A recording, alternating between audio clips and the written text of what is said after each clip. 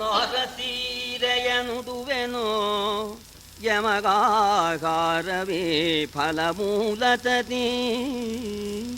ನಾರಸೀರೆಯನುಡುವೆನು ಯಮಗಾಗಾರವೇ ಫಲಮೂಲತತಿ.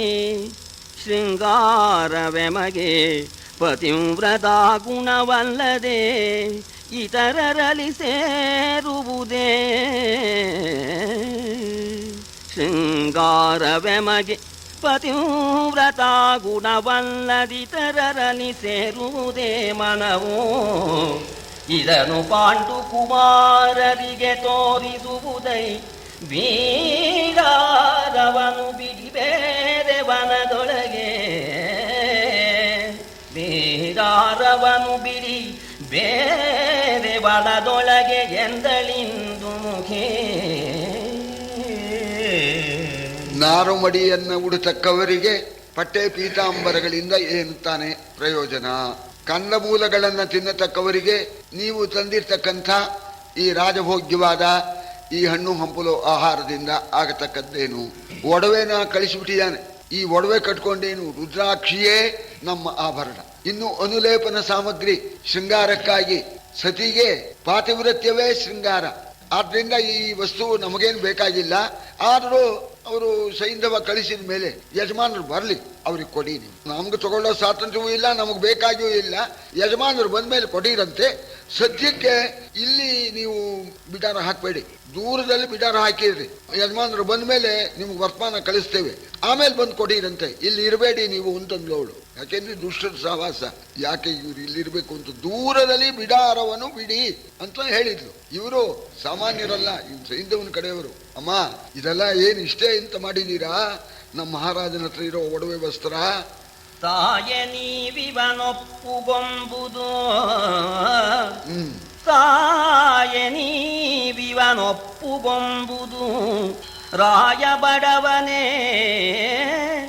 ಮತ್ತೆ ಪಾಂಡವರಾಯರಿಗೆ ಪಾವುಡವನಟ್ಟುವನು. ಇದನು ಬೇಕ್ಷಿಸದೆ ಆಯತಾಂಬಗಿ ತೆಗೆಸಿಯನೇ. ನುಡಿರಾಯಸವಿದೇಕೆ ನುಡಿರಾಯಸವಿದೇಕೆನುತ ದೂತರನ ಯುವತಿ ಜರಿದು ಒಳಗೆ ಕೊಕ್ಕಳು ತಳಿರ ಮಂಟಪವ. ಅಮ್ಮ ಇವೆಲ್ಲ ನಿಮಗೋಸ್ಕರ ನಮ್ಮ ಮಹಾರಾಜರು ಕಳಿಸಿದ್ದಾರೆ. ಇದನ್ನು ನೀವು ಸ್ವೀಕರಿಸಿ.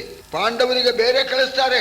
ನಮ್ಮ ಮಹಾರಾಜ ಬಡವನಲ್ಲ, ಬೇಕಾದಷ್ಟು ಅವನ ಹತ್ರ ಐಶ್ವರ್ಯ ಇದೆ, ಅವರಿಗೆ ಬೇರೆ ಪ್ರತ್ಯೇಕವಾಗಿ ಕಳಿಸ್ತಾನೆ. ಇದು ನೀವು ಸ್ವೀಕರಿಸಬೇಕು ಅಂದಾಗ ಹೇಳಿದ ಮೇಲೆ ಯಾಕೋ ಸುಮ್ಮನೆ ಆಯಾಸ ಪಡ್ತೀರಿ? ಮಾತಿನ ಆಯಾಸ ಯಾಕೆ? ನಾವು ಇದನ್ನು ತಗೊಳ್ತಕ್ಕವರಲ್ಲ. ಏನಿದ್ರು ಯಜಮಾನರು ಬಂದ ಮೇಲೆ ಹೋಗಿ ಅಂತ ಹೇಳಿ ತಳಿರ ಮಂಟಪ, ಚಿಗುರಿನ ಮಂಟಪ ಇತ್ತು, ಆ ಮಂಟಪದ ಒಳಕ್ಕೆ ಪ್ರವೇಶ ಮಾಡಿಬಿಟ್ರು. ಹೆಚ್ಚು ಮಾತಾಡಬೇಡಿ, ಹೋಗಿ ಸುಮ್ಮನೆ ಯಾಕೆ ಆಯಾಸ ಮಾಡ್ಕೊಳ್ತೀರಿ ಅಂದ್ಬಿಟ್ಲು. ಏನಾದ್ರು ಸ್ವಲ್ಪ ಅವಕಾಶ ಸಿಗುತ್ತೋ ಅಂತ ನೋಡಿದ್ರು. ಅವಳ ಮಾತನ್ನ ಕೇಳಿ ಇವರು ಮುಖ ಮುಸುಳಿತಿ ಬದಿರ ಮೋರೆ, ಮುಸುಳಿತಿ ಬದಿರ ಮೋರೆ. ಕಾಯದ ಬೆಸುಗೆ ಕತ್ತದೆ ಸತಿಯ ನುಡಿಯಲಿ ರಸವ ಕಾಣದೆ. ಭೀತಿಯಲಿ ಮರಳಿದರು ಪಾಳಯಗೆ. ಉಸುರಲಮ್ಮೆ ಉಜಿಯ ಸೋಲಲು ಶಶಿವದನೆ. ಗುಣಸಾಮದಲ್ಲಿ ಸೋಲಲು ಶಶಿವದನೆ.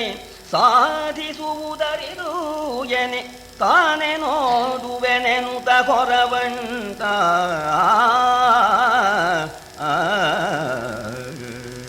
ಇವರ ಮುಖ ಕಪ್ಪಾಗಿ ಬಿಡುತ್ತಂತೆ, ಮಂಕಾಗ್ಬಿಡ್ತು. ನೋಡಿದ್ರು ಇವಳ ಮಾತಿನಲ್ಲಿ ಯಾವ ವಿಧವಾದ ರಸವೂ ಕಾಣಲಿಲ್ಲ. ಸಾಕು, ಹೆಚ್ಚಾಯಾಸ ಮಾಡ್ಕೋಬೇಡಿ, ಮಾತಾಡಿ ಅಂತ ಹೇಳಿ ಹೋಗಿದ್ದಾಳೆ.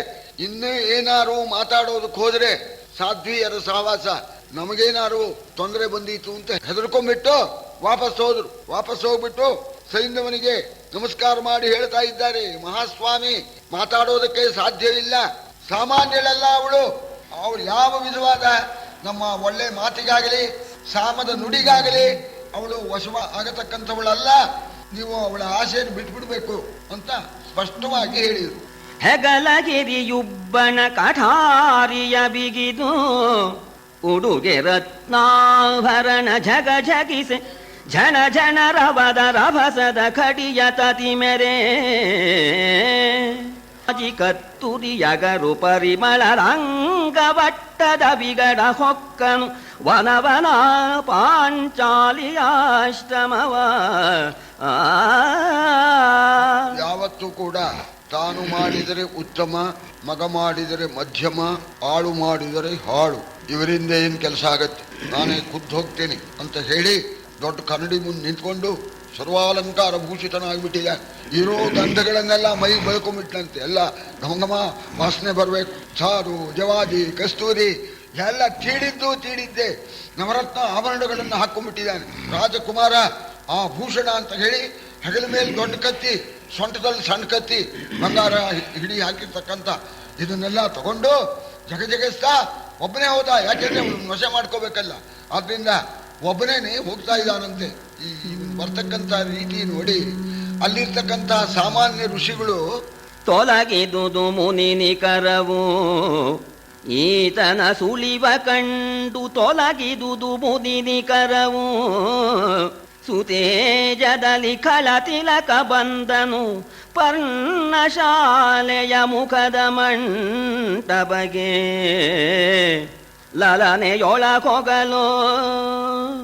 ಲಲನೆಯೊಳಗೊಗಲು ಒಡನೆ ಹೊಕ್ಕನು ನಳಿನ ಮುಖಿ ಬಂದವ ಜಯದ್ರಥನು ಅಳುಕಲೆ ಕೌದ್ರೌಪದಿಯ ನೀನೆನುತ ಮಂಡಿಸಿದ. ದೂರ ಹೋಗ್ಬಿಟ್ಟಂತೆ ಆ ಋಷಿಗಳು. ಏನೋ ಇವನ್ ಸವಾಸ, ಕತ್ತಿ ಬೇರೆ ಇಟ್ಕೊಂಡಿದ್ದಾನೆ, ಏನು ಒಳ್ಳೆ ಜೋರಾಗಿ ಬರ್ತಾ ಇದ್ದಾನೆ, ಇವನ್ ತಂಟೆ ನಮಗೆ ಯಾಕೆ ಅಂತ ದೂರವೇ ಹೋಗ್ಬಿಟ್ರಂತೆ ಋಷಿಗಳು. ಇವನು ನನಗೆ ಅನುಕೂಲವಾಯಿತು ಅಂತ ಹೇಳಿ ಸೀದಾ ಪರ್ಣಶಾಲೆಯ ಮುಂದಕ್ಕೆ ಬಂದಿದ್ದಾನೆ.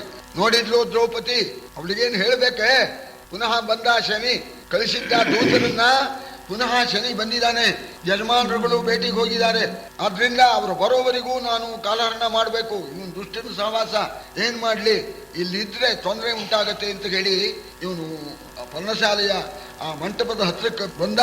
ಬರೋದ್ರಲ್ಲೇನೆ ಇವಳು ಒಳಗೆ ಹೋಗ್ಬಿಟ್ಲು, ಪರ್ಣಶಾಲೆಯ ಒಳಕ್ಕೆ ಹೋಗ್ಬಿಟ್ಲು. ಒಳಕ್ಕೆ ಹೋದ್ರೆ ಇವನು ಹಿಂಜರಿದ್ನೇನೋ ತನು ಒಳಗೋದ. ಒಳಗೋಗಿ ದ್ರೌಪದಿ ನಾನು ಬಂದಿರೋನು ಹೆದರ್ಬಿಟ್ಯಾ, ನಿಮ್ಮ ನಾದ್ನೆ ದುಶ್ಯಲೆ ಗಂಡ ಸೈಂಧವ ಅನ್ನ ಅಲ್ಲೇ ಕೂತ್ಕೊಂಡ್ಬಿಟ್ನಂತೆ. ಒಳಗೋಗಿ ಕೂತ್ಬಿಟ್ಟ, ಹೆದರ್ಬಿಟ್ಯಾ, ನಾನು ಗೊತ್ತಾಗ್ಲಿಲ್ವೇ ಅನ್ನೋಣ. ಅವಳು ಬಹಳ ಜಾಣೆ ಹೇಳ್ತಾಳೆ, ಗೊತ್ತಾಗಿದೆ ಏನೋ.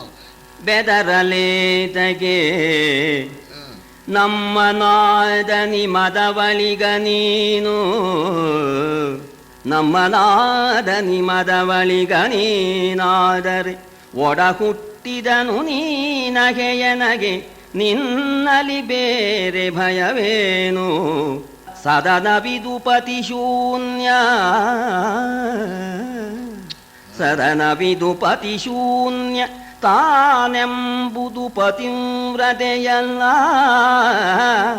ಅನುಚಿತವಿದು ವಿಚಾರವ ಬಲ್ಲೆ ನೀನು ಎಂದಳು ಸರೋಜಮುಖಿ.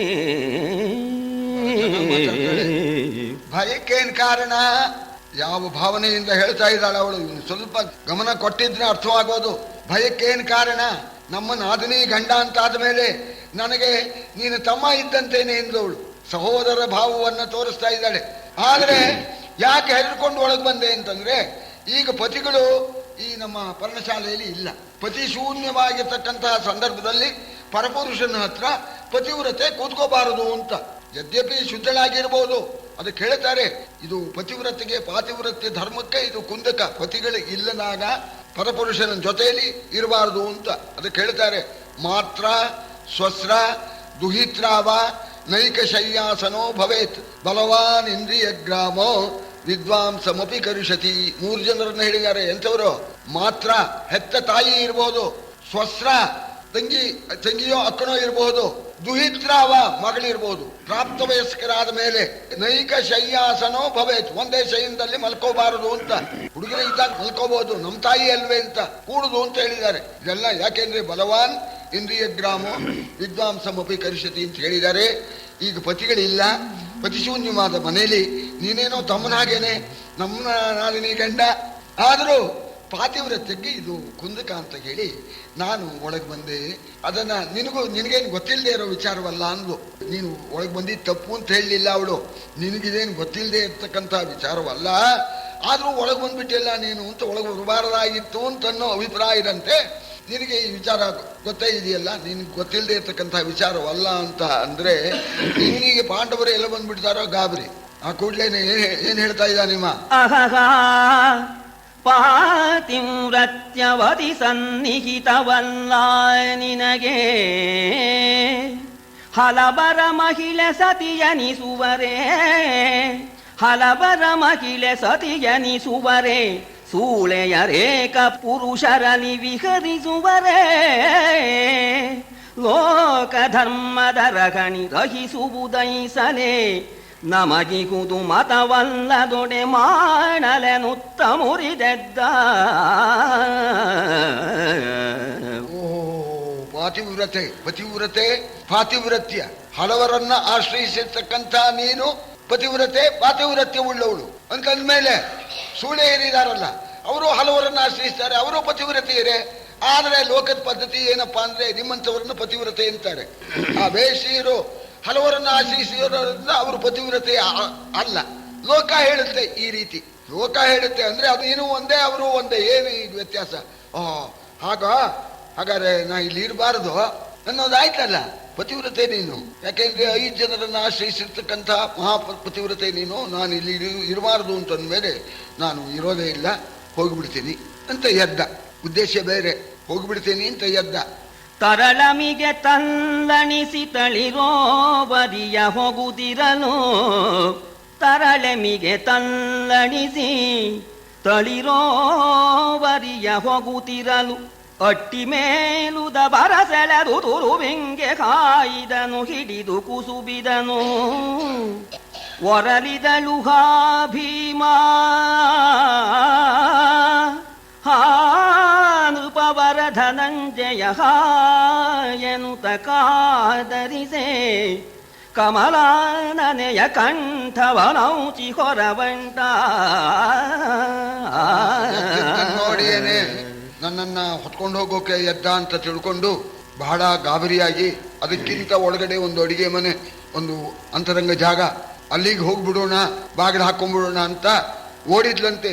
ಓಡೋಣ, ಹಿಂದೇನೆ ಓಡೋದ, ಹಿಂದೇನೆ ಓಡೋಗಿ ಅವಳ ಸೆರಗನ್ನ ಹಿಡಿದು ಎಳೆದು, ಆಮೇಲೆ ಅವಳ ಮುಡಿಯನ್ನು ಕೂಡ ಹಿಡಿದು ಎಳೆದು ನೆಲಕ್ಕೆ ಕೆಡವು ಬಿಡೋಣ. ಬಹಳ ಗಾಬರಿ ಆಯ್ತು ಅವಳಿಗೆ. ಪಾತಿವ್ರತ್ಯಕ್ಕೆ ಎಲ್ಲ ಭಂಗ ಬಂದ್ಬಿಡುತ್ತೋ ಅಂತ ಗಾಬರಿಯಾಗಿ ಭೀಮಸೇನ, ಅರ್ಜುನ, ಧರ್ಮರಾಜ ಅಂತ ಹಾಹಾಕಾರ ಮಾಡ್ತಾ, ಬನ್ನಿ ಎಲ್ಲಿದ್ದೀರಿ, ಕಾಪಾಡಿ ಮಹಾರಾಜ ಅಂತ ಇರೋಣ, ಎಲ್ಲಿ ಬಂದ್ಬಿಡ್ತಾರೋ ಅಂತ ಗಾಬರಿ ಇವನಿಗೆ. ಕತ್ತಿನ ಹಿಚ್ಕಿ ಬಾಯಿ ಕೈ ಇಟ್ಬಿಟ್ಟ. ಅವಳು ಕೂಗಿದಂತೇನೆ ಅವಳನ್ನ ಎಳ್ಕೊಂಡು ಬಂದ. ಆದರೂ ಅವಳ ಹಾಹಾಕಾರ ಅಲ್ಲಿರ್ತಕ್ಕಂಥ ಋಷಿಗಳಿಗೆ ಕೇಳಿಸ್ತು. ರಾಣಿವಾಸವಲ ಯುಧಿಷ್ಠಿರನಾಣ ಬಿಡು ಬಿಡು ಎನ್ನುತ್ತ ಸುಜನ ಶ್ರೇಣಿಯಡ್ಡೈಸಿದೊಡೆ, ಬೀಸಿದನವನು ಖಂಡಯವ. ರಾಣಿ ನಡೆ ನಡೆ ನಮಗೆ ಪಾಂಡವರಾಣೆ ಇಟ್ಟರು ಮುನಿಗಳು, ಇಲ್ಲಿಗ ಜಾನು ತಪ್ಪುವುದೆನುತ ಹೊರವಂಡಿಸಿದನಾಶ್ರಮವ. ಅಲ್ಲಿರ್ತಕ್ಕಂಥ ಸಾಧು ಮಹನೀಯರಾಗಿರ್ತಕ್ಕ ಋಷಿಗಳು ಓಡಿ ಬಂದು ಹೇಳ್ತಾ ಇದ್ದಾರೆ, ಪಾಂಡವರ ರಾಣಿವಾಸ, ಧರ್ಮರಾಜನ ಆಣೆ ಬಿಟ್ಬಿಡು, ಧರ್ಮರಾಜನ ಆಣೆ ಹಾಕಿದ್ದೇವೆ ಅಂತ ಅನ್ನೋಣ. ಆ ಕತ್ತಿ ಇತ್ತಲ್ಲ, ಕತ್ತಿ ತಗೊಂಡು ಕಿವಿಯಾಗೆ ಹೋಗ್ಬಿಟ್ಟಂತೆ ಅವರನ್ನ. ಆ ಋಷಿಗಳನ್ನೆಲ್ಲ ಹೆದರಿಸಿಬಿಟ್ಟು ಓಡಿಸಿಬಿಟ್ಟು ಹೇಳ್ತಾ ಇದ್ದಾನೆ, ದ್ರೌಪದಿ ಇಲ್ಲಿ ಇರೋ ಹಾಗಿಲ್ಲ, ಧರ್ಮರಾಜನ ಆಣೆ ಹಾಕ್ಬಿಟ್ಟಿದ್ದಾರೆ, ನಾವು ಬೇಗ ಹೋಗಿಬಿಡೋಣ ಬಾ ಅಂತ ಹೇಳಿ ಅವಳನ್ನ ದರ ಎಳ್ಕೊಂಡು ಹೊರಟೇ ಬಿಡೋಣ. ಸೌಮ್ಯರು ಎಲ್ಲೋ ಹೋಗಿದ್ರು. ಸರಿ, ದ್ರೌಪದಿ ರಕ್ಷಣೆ ಜವಾಬ್ದಾರಿ ಇರ್ಲಿ ಅಂತ ಪಾಂಡವರು ಪ್ರಾರ್ಥನೆ ಮಾಡಿದ್ರು. ಸೌಮ್ಯರು ಬಂದು ನೋಡ್ತಾ ಇದ್ದಾರೆ, ಎಳ್ಕೊಂಡು ಹೋಗ್ತಾ ಇದ್ದಾನೆ. ಒಡನೆ ಬಂದನು ಧೌಮ್ಯ ಮುನಿ ಅಡಿಯಿಡುತ್ತ, ಘನ ರಕ್ಷೋಘ್ನ ಸೂಕ್ತವನಡಿಗಡಿಗೆ ಜಪಿಸುತ್ತ, ಜಯದ್ರಥ ಬೇಡ ಬೇಡನು ತಮಿಡು ಕರೈ ತರಲು ಔಕಿ ಹೊಕ್ಕನು ಪಡೆಯ ಮಧ್ಯದ ರಥವನೇರಿಸಿ ನಡೆದ ನವಸೂಟಿಯಲಿ ತಾಟಿಸಿ ರಥದ ವಾರಿಗಳ. ಆ ಕೂಡ್ಲೇನೆ ಧೂಮ್ಯರು ಓಡಿ ಬಂದ್ರು. ದ್ರೌಪದಿಗೆ ರಕ್ಷಣೆ ಉಂಟಾಗಲಿ ಅಂತ ಹೇಳಿ ರಕ್ಷೋಘ್ನ ಸೂಕ್ತವನ್ನ ಹೇಳ್ತಾ ಇದ್ದಾರೆ.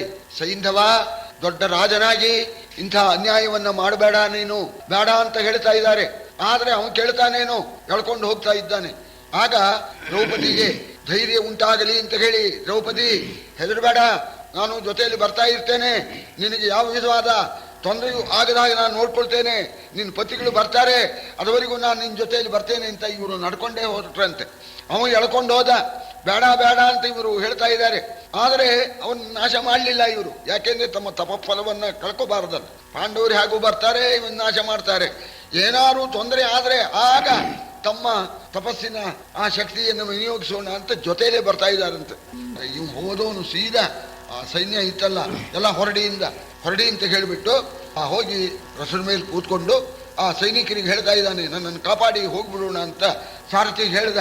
ಬೇಗ ಬಿಡು, ರಸವನ್ನು ಓಡಿಸು ಅಂತ ಹೇಳಿ ಹೇಳ್ತಾ ಇದ್ದಾನೆ. ಆಗ ಈ ಋಷಿಗಳು ಅಡಾಯುಧ, ದೊಡ್ಡ ಆಯುಧ ತಗೊಂಡು ಕಚ್ಚಿ ತಗೊಂಡು ಹೆದರ್ಸೋಣ, ಆ ಋಷಿಗಳು ನಮ್ಮಿಂದ ದ್ರೌಪದಿಯನ್ನು ಉಳಿಸೋದಕ್ಕಾಗೋಲ್ಲ, ಪಾಂಡವರು ಭೇಟಿಗೆ ಹೋಗಿದ್ದಾರೆ, ಆದ್ರಿಂದ ಪಾಂಡವರನ್ನ ನಾವು ಕರ್ಕೊಂಬಂದ್ಬಿಡ್ಬೇಕು. ನಾಲ್ಕು ದಿಕ್ಕಿನಲ್ಲಿ ಎಲ್ಲೋ ಇರ್ತಾರಲ್ಲ, ಆ ಪಾಂಡವರು ಬರ್ತಾರೆ ಅಂತ ಹೇಳಿ ನಾಲ್ಕೂ ದಿಕ್ಕಿಗೆ ಈ ಋಷಿಗಳು ಹೋಗ್ತಾ ಇದ್ದಾರೆ. ಆ ದ್ರೌಪದಿಯ ಆ ದುಸ್ಥಿತಿಯನ್ನು ನೋಡಲಾರದೆ ಹೇಗೆ ಹೋಗ್ತಾ ಇದ್ದಾರೆ. ಚಲ್ಲಿತಿ ಮುನಿಯೂತ ದೆಸೆ ದೆಸೆಗೆಲ್ಲ ಕರಿದುದು ಬಾಯ ಮೊರೆಗಳ ಪಲ್ಲವದ ಪಾಣಿಗಳ ಸೂಸುವ ಸಮಿಧೆ ಬರ್ಹಿಗಳ ತಲ್ಲಣದ ತೋಪಿನ ವಿಷಾದದ ವಲ್ಲರಿಯ ಹೂದೊಡಬೆಗಳ ಹೊಯ್ವಳ್ಳೆಗಳ ಮುನಿಜನವ ಕಂಡರು ಪಾಂಡುನಂದನರು. ಎಲ್ಲ ದಿಕ್ಕಿಗೂ ಓಡಿ ಹೋಗ್ತಾ ಇದ್ದಾರೆ, ಬಾಯಿ ಬಡ್ಕೊಂಡು ಹೋಗ್ತಾ ಇದ್ದಾರೆ, ಹಾಹಾಕಾರ ಮಾಡ್ಕೊಂಡು ಹೋಗ್ತಾ ಇದ್ದಾರೆ. ಅನ್ಯಾಯ ಆಗಿದೆ ಅಂತ ಹೇಳ್ತಾ ಇದ್ದಾರೆ. ಕೈಕಾಲೆಲ್ಲ ನಡುಗ್ತಾ ಇದೆಯಂತೆ. ಕೈಯಲ್ಲಿ ಹಿಡಿದಿರ್ತಕ್ಕಂಥ ದರ್ಬೆಯೆಲ್ಲ ಅಲ್ಲಲ್ಲೇ ಉದುರ್ತಾ ಇದೆಯಂತೆ.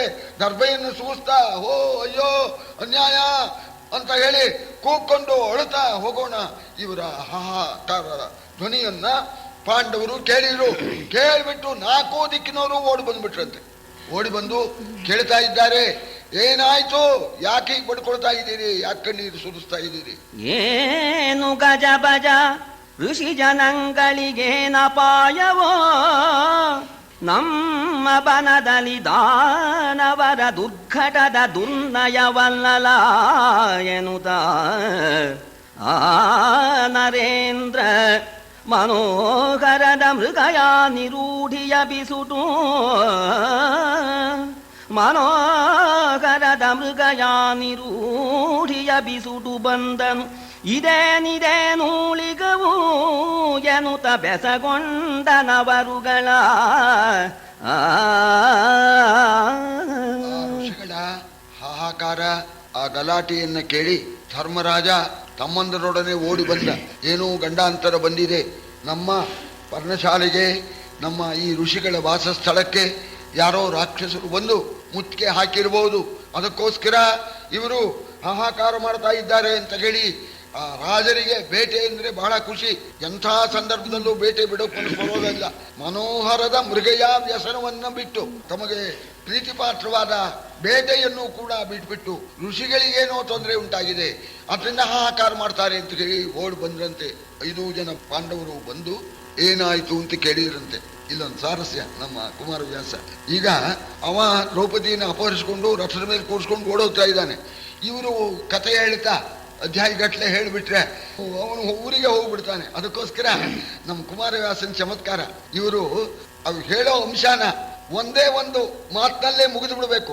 ಜಾಗ್ರತೆ, ಅವರಿಗೆ ವಿಷಯ ಅವಗಾಹನೆ ಆಗ್ಬೇಕು. ಅದಕ್ಕೆ ಯಾವ ರೀತಿ ಹೇಳ್ತಾರೆ, ಹೇಳಲಮ್ಮೆ ಬುಜಿಯ ಸಿಂಧು ನೃಪಾಲ ದಶಮುಖನಾದನು, ಆ ಪಾಂಚಾಲೆ ಜಾನಕಿಯಾದಳು, ಇಂದಿನ ರಾಜಕಾರ್ಯವಿದು, ಮೇಲೆ ರಾಘವತನದ ತೋಟಿಯ ತೋಳ ಬಿಂಕವು ನಿಮ್ಮದೆನೆ, ನರಬಾಲನಾಜ್ಞೆಯಲೊಂದು ಹರಿದರು ಭೀಮ ಫನುಗುಣರು